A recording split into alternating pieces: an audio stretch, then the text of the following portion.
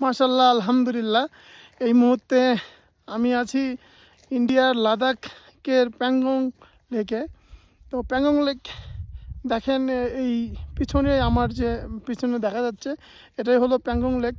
এইটা এই মুহূর্তে পুরোটা বরফে ঢেকে আছে, অর্থাৎ পুরো প্যাংগং লেকটা এখন আইস হয়ে আছে আর কি।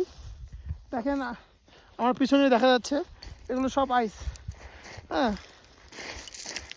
পুরা লেক আইস হয়ে আছে। এই যে দেখেন, এই হাতে ভাঙতেছে আইসগুলো, এই যে আইস। সাইডের দিকে একটু কম আইস, আর ভিতরে এগুলো পুরোটা আইস। আর ভেতরে দৌড়াদৌড়ি করানো যাবে, কিচ্ছু মনে হবে না। অন্য সময়গুলো আসলে অবশ্য আপনারা সামার সিজনে যদি আসেন তাহলে এটা নীল পানি থাকে।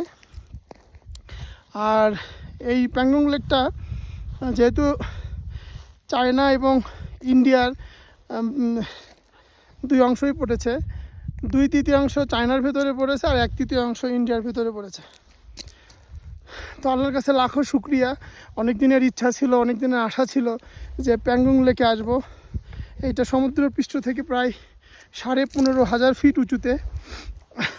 আমাদের নিঃশ্বাস নিতে সমস্যা হচ্ছে, এখানে অক্সিজেন লেভেলটা অনেকটাই কম। প্রায় বলা যায় আমরা হাঁপায় যাচ্ছি আর কি, কথা বলতে খুব কষ্ট হচ্ছে, অক্সিজেন লেভেল এখানে নাই। তো দেখেন আল্লাহর কি সৃষ্টি, মাশাআল্লাহ, আলহামদুলিল্লাহ। আপনারা যদি সময় পান, সুযোগ পান, আশা করি এই জায়গাটা অন্তত পক্ষে ঘুরে যাবেন। পৃথিবীতে আল্লাহ কত সুন্দর সুন্দর জায়গা সৃষ্টি করে রেখেছে। ধন্যবাদ, দেখা হবে নেক্সট কোনো ভিডিওতে কোনো জায়গায়।